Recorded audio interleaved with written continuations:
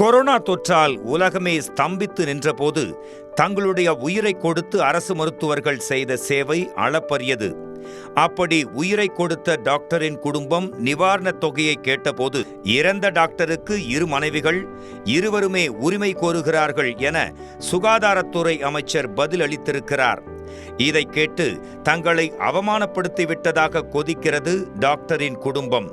இதுகுறித்து நம்மிடம் பேசிய அரசு மருத்துவர்களுக்கான சட்ட போராட்ட குழு தலைவர் டாக்டர் எஸ். பெருமாள் பிள்ளை, கொரோனாவில் தமிழகமே ஸ்தம்பித்து கிடந்த போது கொரோனாவால் பாதிக்கப்பட்ட நோயாளிகளுக்கு சிகிச்சை அளித்து உயிரிழந்த அரசு மருத்துவர்கள் 2 அப்போதைய அதிமுக அரசு தலா 25 லட்சம் ரூபாய் நிவாரணமாக கொடுத்தது.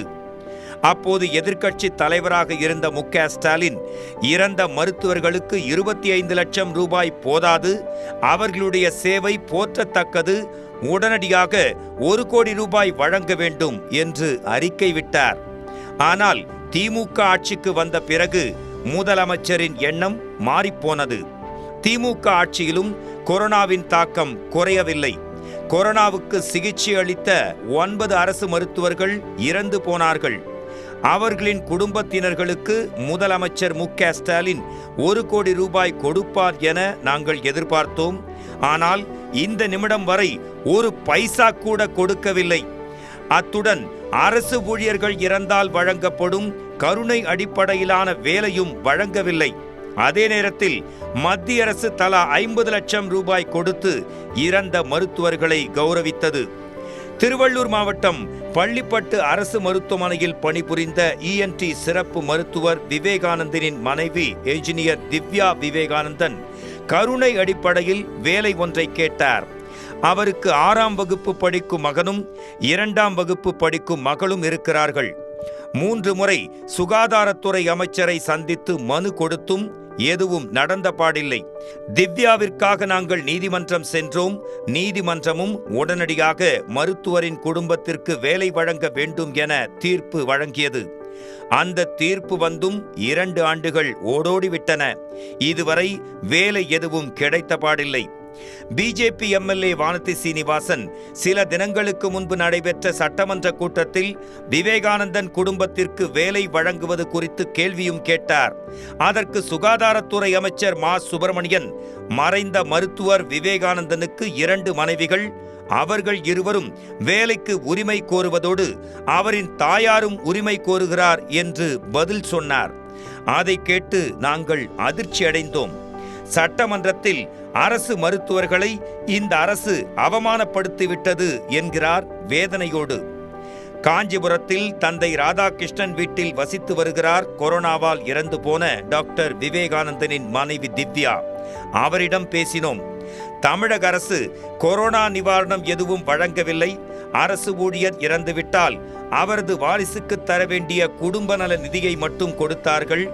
என் தாய் தந்தையர் வயதானவர்கள், என் மாமனார் மாமியாரும் வயதானவர்கள். அதனால் நான் யாரையும் சார்ந்து இருக்க வேண்டாம் என கருணை அடிப்படையில் வேலை கேட்டு மனு கொடுத்திருந்தேன். துறை அதிகாரிகள் விரைவில் வேலை வழங்குவதாக கடிதம் வழங்கியிருந்தார்கள். ஆனால் இதுவரை வழங்கவில்லை. நானும் பல்வேறு முறை அமைச்சரை சந்தித்துவிட்டு இறுதியாக நீதிமன்றத்தை நாடினேன். நீதிமன்றம் எனக்கு வேலை வழங்க உத்தரவிட்டது. ஆனால் சட்டமன்றத்தில் அமைச்சர், என் கணவருக்கு 2 மனைவிகள், அதனால் எங்கள் வீட்டில் பிரச்சனை என்று உண்மைக்கு புறம்பான தகவலை தெரிவித்திருக்கிறார். அப்படி பிரச்சனை என்றால் எனக்கு எப்படி குடும்ப நல நிதியை வழங்கினார்கள்? இது எங்கள் குடும்பத்திற்கு எவ்வளவு பெரிய அவமானம்! வேலை கேட்டதற்கு இப்படி அசிங்கப்படுத்துகிறார்களே என்று குமுறி குமுறி அழுகிறார். ஆர்கேபேட்டை தாலுகா அம்மையார் குப்பத்தில் இருக்கும் டாக்டர் விவேகானந்தனின் தாய் அமுதவல்லி, தந்தை கருணாகரன் ஆகியோரிடமும் பேசினோம். எங்களுடைய மகன் விவேகானந்தன் நேர்மையாகவும் ஒழுக்கமாகவும் படித்து மருத்துவரானான். கொரோனா நேரத்தில் உயிரை துச்சமாய் நினைத்து சேவையாற்றினான். அந்த சேவையில் நாட்டுக்காக அவர் தனது உயிரையும் கொடுத்தார். அப்படி நாட்டுக்காக உயிர் நீத்த அவரை இந்த அரசு அவமதித்து விட்டது.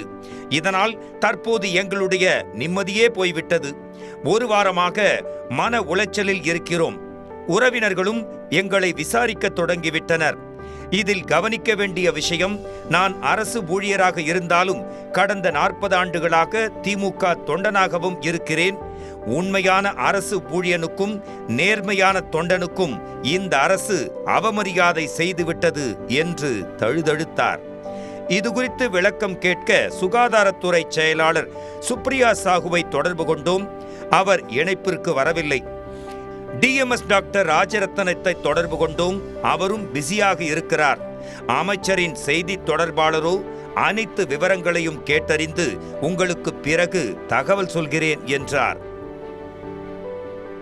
மருத்துவர்களின் மனக்காயத்திற்கு யார் மருந்திடுவது, எப்போது மருந்திடுவது